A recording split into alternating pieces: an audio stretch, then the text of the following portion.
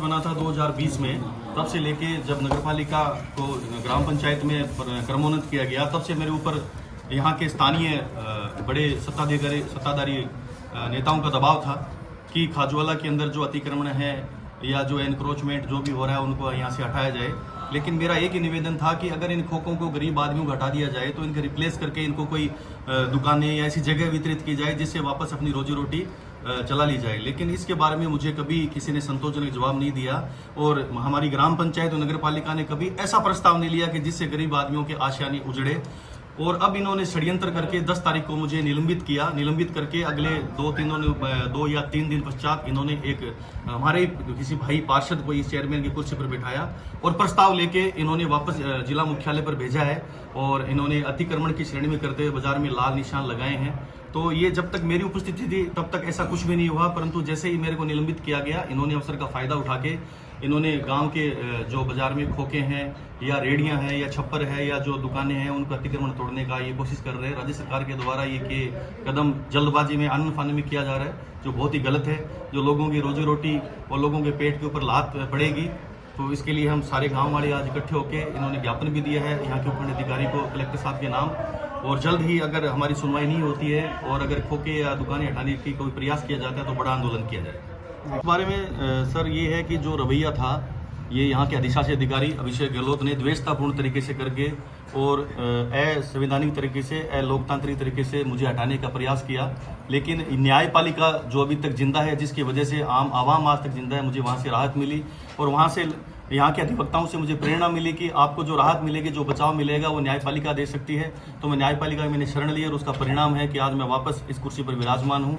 मैं न्यायपालिका का तहे दिल से आभार व्यक्त करता हूँ जिन्होंने मुझे इस संकट की घड़ी में शरण देके मुझे वापस इस संवैधानिक पद के ऊपर बिठाया।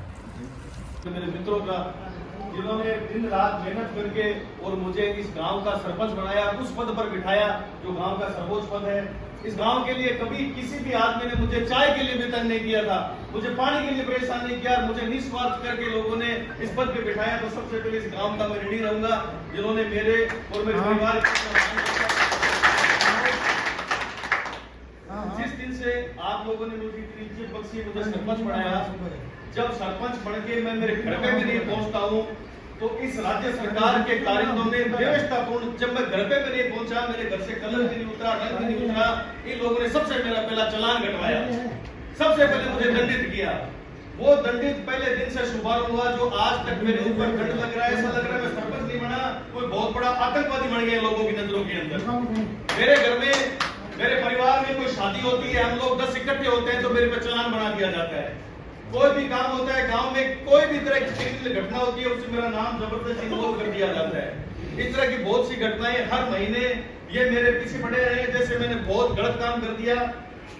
मतलब क्या की स्थिति है कि मैं भागता फिर रहा हूँ, इनके शिकंजे से खुद को बचाने का बहुत प्रयास कर रहा हूँ कि कैसे मैं बचूं। मैं चाहता था कि मैं जीतने के बाद में इस गांव की बहुत सेवा करूं, इस गांव में वो करूं जो आज किसी नहीं कर बताया। लेकिन जो जितना मेरे से बन पड़ा मैंने करके बताया और मैं करना चाहता था, लेकिन इन लोगों ने मुझे वो काम करने नहीं दिया था। हर वक्त मेरे आगे पीछे सिर्फ एक ही चीज का डर था कि तुम्हें कानून के हवाले कर देंगे, तुम्हें हथकड़ी डाल देंगे। और स्थिति आज ये थी कि लास्ट के अंदर इन्होंने मुझे नगरपालिका चेयरमैन के अध्यक्ष पद से भी सस्पेंड करवा दिया। इन्होंने मुझे बर्बाद करने में कोई कमी नहीं छोड़ी थी। ये इन्होंने असंवैधानिक तरह से, अलोकतांत्रिक तरह से मुझे हटाया है। इसका खामियाजा आने वाले दिनों में इनको भुगतना पड़ेगा। ये जो मुझे राहत मिली है ये मेरे माता पिता का आशीर्वाद, मेरे मित्रों, गांव वालों का आशीर्वाद, मां भगवती के आशीर्वाद से मुझे ये आशीर्वाद मिला। और इन लोगों पे मुंह के ऊपर तमाचा पड़ा कि लोकतंत्र की हत्या ऐसे नहीं की जा सकती, रहेगा। यहाँ पे मेरे बाद में मैं पिछले 1 साल से सरपंच रहा, 1.25 साल से मैं नगर पालिका अध्यक्ष रहा।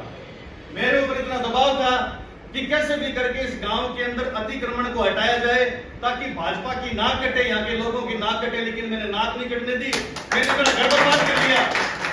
मैंने इस गांव के लिए अपनी बलि दे दिया, नगरपालिका के पद को त्याग दे दिया, इन्होंने मुझे सस्पेंड कर दिया। लेकिन मैंने वो प्रस्ताव नहीं लिया जिसके अंदर इस गांव के अंदर गरीब लोगों के खोखे उठा दिया जाए, दुकानें और घरों को तोड़ दिया जाए। और जैसे ही चेयरमैन के पद से मुझे निलंबित किया जाता है, दूसरे दिन प्रस्ताव लेकर ये लोगों ने लाल निशान लगा दिए। तो अब लाल निशान लगाने की बारी अपनी है, अपन फिल्म में वापस आके लाल निशान लेकिन मैं अकेला कुछ नहीं कर सकता। मुझे आप सबकी ताकत की जरूरत है। इनकी हिम्मत है किसी के हाथ लगा दे, किसी खो के दुकान के ईंट लगा के बात करते हैं, ये बता दे किसी के तोड़ फोड़ कैसे होती है।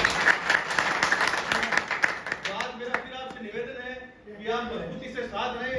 हम सब खाजूवाड़ा हमेशा एक परिवार की तरह रहा है। इस खाजूवाड़ा में आज से पहले ऐसी कभी घटना नहीं हुई कि किसी सरपंच या किसी भी आदमी को निलंबित किया गया हो। यह पहली घटना थी। हर समय हमारे नेताजी, हमारे मंत्री जी संविधान, बाबा साहब, लोकतंत्र, दलितों की गीत गाते हैं। तो मैं दलित नहीं था क्या? मैं कुमार से कौन से था क्या? मुझे इन्होंने निलंबित किया, अपना प्रतिशोध